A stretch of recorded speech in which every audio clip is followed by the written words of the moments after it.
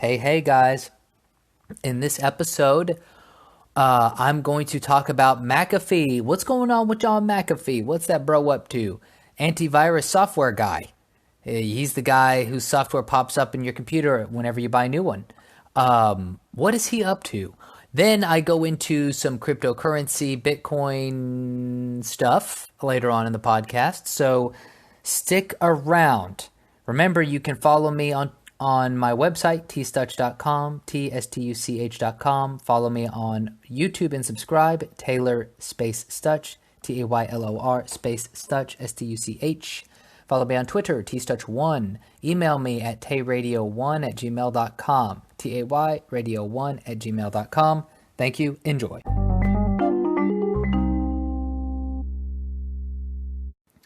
McAfee 2020, baby. McAfee 2020. Ooh, boy. What am I talking about, dude? What am I talking about, man?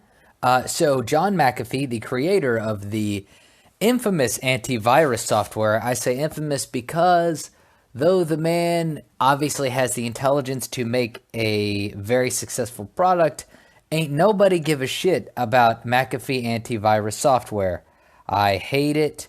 I hate that it's on every computer that you buy, but God, that guy is a genius for getting it on there.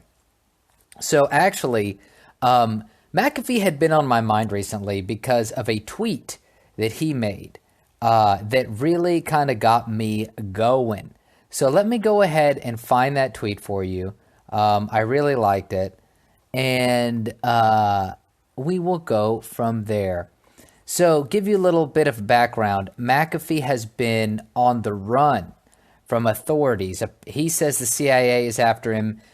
He's been evading taxes, and people have been trying to take him out. So, he has been. If you follow him on Twitter, he's got a super fun, interesting Twitter profile. He says some interesting stuff. But he has been on the run. And he also says he's running for president. Well, he posted something the other day, which I thought was interesting. He says, I'm 74 years old and only child.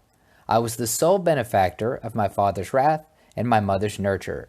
I have survived the unsurvivable. If I have a purpose at all, it is to pass on what little I have retained, chief of which is leave your cage before making decisions about your life.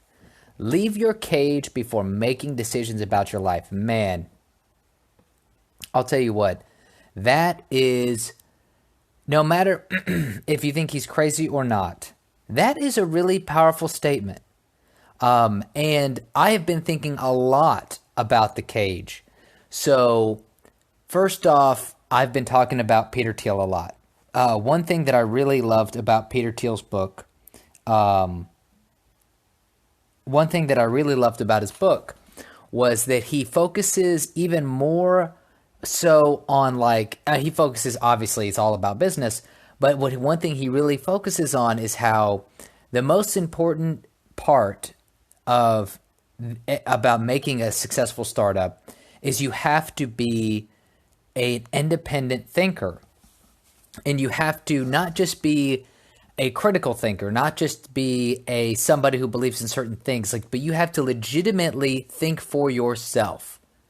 And that is so hard to do in this day and age. And maybe it was always like that, but we are constantly bombarded with so much information about what to think, what to believe. We have instant access to the people we look up to our idols, to our role models. We can see what they say on Twitter on a minute by minute, hour by hour, day by day basis. And it's hard sometimes to know if you're thinking something or if it's something else somebody else thought. And this has been something that's driving me to go to Taiwan for a bit. Is that I am trying to, obviously, I think there's going to be some big benefits in going there. But also, I don't think that we get out of our cage enough. And by cage, it could be described as kind of like what Cernovich would call a mental prison or the simulation. we put a lot of limits on ourselves. And I don't remember who said this the other day. Somebody said, I think it was Gary Vee, man. Gary Vee talked about how we love to make ourselves a prison. Like we love to stay in our own prisons. And it is so accurate. And so getting out of your cage, getting out of your prison could be that you just have a habitual set of behaviors that you just engage in on a regular basis. You're comfortable. Maybe you're not comfortable, but you are. Like you don't actually like what you're doing, but you just got used to it. The ability for humans to adapt to these kind of conditions is astonishing. How we can adapt to certain conditions. And it could be your job. It could be just your daily routine. It could be bad habits that you have, the place you live. It could be a feeling that there's no other place else to go. And one thing that I feel is definitely true is in this day and age, there is a huge lack of dreaming about the possibilities that could be done. And I myself included.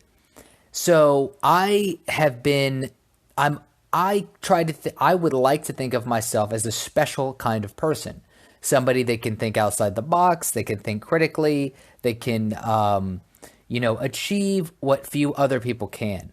But I myself have struggled so hard to think of business ideas or things that could really propel me to the next level. And that's what I really want to do.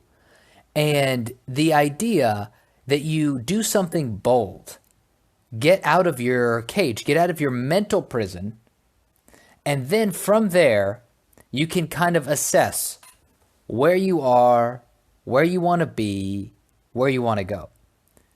And it's funny because everyone I talk to, everybody talks about how you got to do what you want to do. You got to do what you want to do. But at the same time, so few people do this. And we don't do it because of social pressure, because of social hierarchy. I mean, I can tell you straight from my own experience, one thing that has bothered me since I quit my corporate job is I don't like really telling people what I've been doing because it sounds ridiculous. For example, when I quit my corporate job, I went and was working with my dad, and I was also teaching English. And both of those, one was a small bit, they were both small businesses. One I had just started doing on the side, teaching English in person. And I felt embarrassed as shit about what I was doing because when I was working with my dad, but this is at the beginning, I went from making a good salary, like a really good salary right out of college, to going to downtown, working in a nice downtown office, wearing nice business casual clothes, doing the fucking deal, but feeling like this is not the life I wanted, but going through those motions. And that's what I was doing. And in that process, once I quit, I was delivering, because my dad had a courier company, a small courier company, like local shit. And I went from the downtown office, taking the bus into work on the nice metro and all that shit, to driving around in the middle of the night with a new account, dropping off fruits and vegetables, kind of like a Blue Apron kind of thing, except locally. A local company was doing fresh fruits and vegetables and juices to people, and we were their distribution mechanism. And I went from doing corporate level stuff to running around in the middle of the night, dropping off boxes of fruits and vegetables at people's fucking doors. And I'll tell you what, man, I didn't want to tell anyone that. And then, as I got more integrated in the company and started doing a lot more shit, I mean, I ran into somebody one time, a girl that I used to know in high school, and I remember being too embarrassed that I didn't even want to talk to her. And it was because it's like, what do I do? What do I tell this person? I'm working with my dad. I am not making a lot of money. I teach English online. I'm Like, well, nothing sounds glamorous. It doesn't sound like a pathway that you would take, or that it doesn't sound like a successful pathway. But that's all in your mind. It's all in your mind. And that's what I've been wrestling with. And seeing this quote from McAfee, I was like, fuck, man, he is so right. When you get sucked into the social pressure of competing with your neighbor, with your peers about status, then you lose sight of what you can really do. You lose sight of your dreams. You lose sight of your capabilities and your potential. When you start to, when you go, when you're in that corporate gig and you're listening to your manager and you're working 9, 10, 12 hours a day, pumping out code, dealing with customers, dealing with the project, you might become very proficient in those areas. But what parts of your life are you giving up that you never actually wanted to give up? Whether it be writing, whether it be, performing, whether it be making shit, whatever it is. What is it that you were giving up in order to become so proficient in Microsoft Excel? And the ability to look to your side and say, I'm not competing with anybody. Everyone can go fuck themselves. I'm doing what I want to do. That is so hard to do. And that being it, I don't think we realize it, but most of us, probably 99% of us, are caught in the network. We're caught in the network of competitive hierarchy amongst our peers. And so we can never get a loss, right? That's the thing, is quitting your job and starting a business that fails. It's when you're competing with your peers, it looks like a loss, right? It looks like, oh, now I'm behind. I was making this much money. My friend stayed in his company. He keeps getting promotions. Now, albeit he hates his fucking job, but now he's got a nice car. And even though him and his wife hate each other, they've got some nice shit and their kid. It's like you start comparing yourself to your friends, your peers, and it's not a good look, man. It's not a good look for yourself. Hold on here. Going to get some sponsorships going. Be right back. So basically, one thing that I'm trying to do is break out of my own mental prison, break out of my own cage, and try to see what potential and vision is really there that I can execute on. Now, it's funny because that quote from McAfee really inspired me. But like I've said before, people like Taleb and Thiel and Gary Vee, all of the one thing that these guys have in common is they say some of these things, right? So Taleb talks about employment and slavery, compares employment to slavery. Thiel talks about how in order to truly innovate or to have a startup that changes the world, like a Facebook, like a Snapchat, like an Airbnb, like a Google, like an Amazon, you have to have a vision, right? But you don't just have a vision. Your vision has to be something that you believe in, that it's not simply a copycat of somebody else's shit, right? Now, of course, you could probably make the case that there are people that just copied other people's ideas and became billionaires. But what really drives innovation in a company can't be stealing someone else's ideas, right? If, Amazon continues to create new products and ideas, then they can't just steal their way to prosperity. They're going to have continue along that vision. And look at Jeff Bezos, man. Jeff Bezos and Elon Musk, awesome entrepreneurs, right? They both have a space company. And to be honest, it would be cool to say that the future could be space and blockchain related. Where we find new sources of energy, new ways of converting energy into fuel, or, using energy, things like that. Hopefully we could discover. But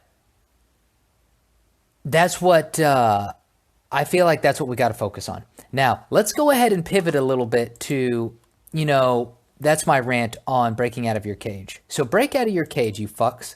Now, let's talk a little bit about McAfee, Ben. He's such an interesting cat. He is running for president, as I've already said. Um, there's an interesting article on Yahoo about him, and he's talking about privacy. So I've talked a lot about blockchain technology, decentralization, and how I want to go there. So here's a quote from McAfee from this article entitled, what is it titled? Uh, oh, it will only get worse. Antivirus pioneer turned fugitive John McAfee sounds the alarm on privacy ahead of his appearance at an Aussie conference. So in the article, he says our covert agencies, the CIA, the NSA, the Secret Service, all the military and intelligence agencies literally want all your information. They get to pick and choose what we say. Information is their sport, he told Business Insider Australia down the end of a crackling line. Oh, yeah, whatever. Um, so he says it will only get worse and it has to be stopped. So let's continue here. He continues saying that cryptocurrency is changing the world in every respect. The blockchain on which it is based is immutable, meaning there's no need for trust and meaning there's no government or greedy financiers meddling with it. So this is one of my big reasons behind getting behind blockchain technology is that I'm not sure how it affects surveillance because what I have read online is that blockchain technology could make surveillance easier to do. However, the key about blockchain technology is there's no gatekeepers of data. So with the blockchain technology, when and I don't know a whole lot, I'm learning about this now. I'm starting to get more and more involved in learning about it. Is think of it as instead of having like a big Amazon database or a Facebook database where all your data goes, and then Facebook can block it or delete it or change it or keep it. When it's put on the blockchain, it cannot be altered and by anybody after that. So, and it cannot be censored by anybody after that because it's distributed among a vast array of computers. And so one computer going down or one database going down is not going to allow it to be censored, and no one party could censor it. So basically, and it can be used to record financial transactions and data and all kinds of stuff. So you couldn't have bankers and governments, concealing, censoring people. You couldn't have them taking people's money, to my knowledge. It's a whole thing. And I think that this technology is going to change the world. I was listening to an awesome podcast on Off the Chain with Anthony Pompliano about how with the blockchain technology that one company is working on, it's actually a distributed ledger. I guess that's somewhat different than a blockchain. I'm not exactly how it is, don't know how it is different. But with this new technology, it's going into the blockchain era. We would be able to get paid for the data we produce. So I heard somebody bring this up a little while ago, that with the data that we produce, one day we could be able to sell that in microtransactions to people who want the data. So the question is, who wants the data? Marketers, companies want the data, right? So Facebook wants your data, car companies want your data, Amazon wants your data, Netflix wants your data, the government wants your data, car companies want your data. Everyone wants your data because they want to know, what's happening while you're driving. What are you likely to buy next? All these different things. How much do you use the internet? How much do you use your phone? So the idea is that once certain types of these distributed ledger technologies or blockchain technologies get to a point, then when the data is no longer controlled by these companies, you can sell your data to these companies as opposed to having them take it and selling it themselves. Because that's what these companies are doing. Like a lot of them are selling our data. And as a result of that, like we don't get any benefit from that. Now, of course, we do get free services. But the question is, what if our data is worth a lot more than the services we're getting for free? That's a good question. So I've heard this before, and it would be so exciting if we could live in an economy where people could sell their data instead of it just being collected without them having any say in it. I mean, because if we can sell our data, that could be like a minimum viable way to survive while you tinker with your projects. So that's what I think. That's all I got to say for today. Check out McAfee. He's a really interesting dude. And that's it. So I hope you guys enjoyed. You can follow me at my website, tstuch.com, tstuch.com. Follow me on Twitter, tstuch1, tstuch1. Follow me on YouTube, Taylor space Stuch. Taylor, Taylor, space Stuch. And you can follow me, send me an email, tayradio1@gmail.com. I can answer your questions, talk about your comments. We can have some fun. So thank you guys. I'll see you next time. The podcast you just heard was made using Anchor. Ever thought about making your own podcast? Anchor makes it really easy for anyone to get started. It's a one-stop shop for recording, hosting, and distributing podcasts. Best of all, it's 100% free. Sign up now at anchor.fm/new. That's anchor.fm/new to get started.